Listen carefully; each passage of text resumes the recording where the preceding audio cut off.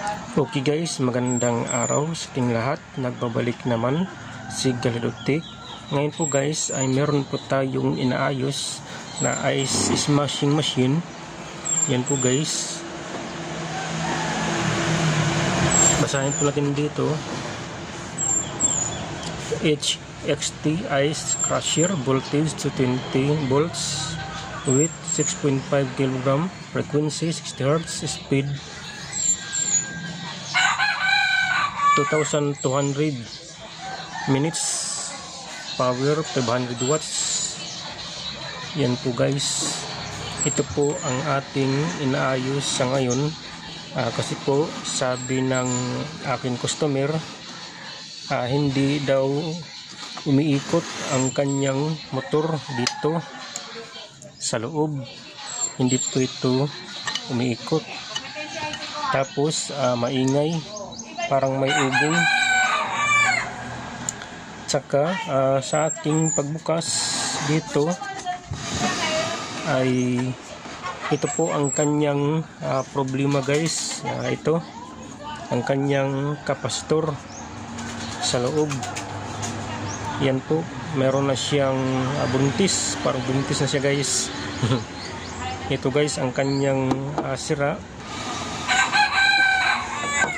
Kaya sa ngayon ay buksan po natin ito guys, ay inayos ko na, tinanggal ko na yung kapasitor dito. Ito po ang kanyang sira at nasa loob na po ang kanyang kapasitor. Nilagay ko na guys. Ngayon ipakita po pakita po natin. Ito guys ang kanyang sa loob, yung motor. Nakalimutan ko pala lock dito. Ito na ang kanyang kapasitor. Ang aking in-order sa online. Ngayon po ay subukan po natin. Saksak po natin kung iikot na siya. Ito na guys, nagsaksak na ako dito. Ito po ang ating wire, DC cord. Nagsaksak na po yan guys. Subukan po natin at nakauna kanyang power. Dito umiilaw na. Ngayon on po natin.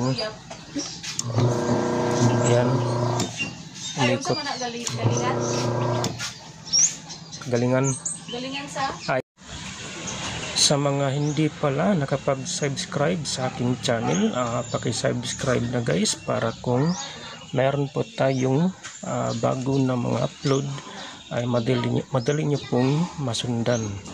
Pasensya na guys kung paminsan ako nag-upload dahil po ay medyo nagka-busy po tayo. Kasi kung mag-vlog, marami pa tayong kailangan pa na i-edit. Mahirap kasi mag-edit dahil po sa pag-repair po natin, nakahawak tayo ng camera, tapos meron tayong customer na nakatingin sa atin. Okay lang naman yun kung mayroong customer, pero mabagal ang ating trabaho. Kaya kung walang customer na nagbabantay sa atin, doon ako magbigay ng mga tutorial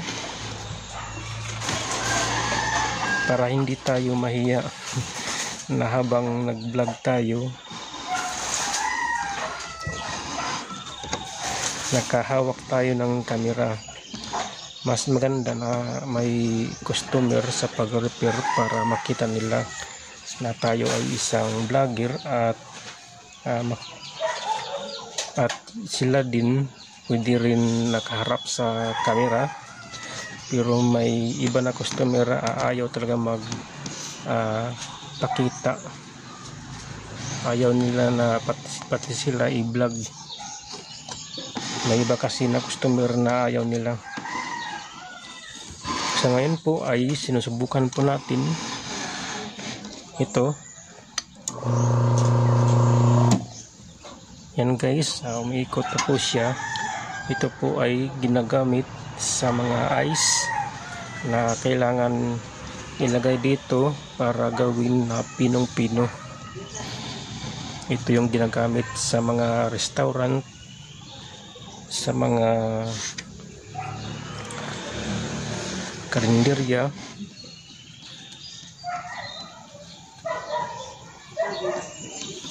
Ito guys, meron dito na nakasulat, be careful fingers. Talagang bawal po talaga dito guys ilagay ang ating kamay, na magtesting tayo dito sa pagsaksak.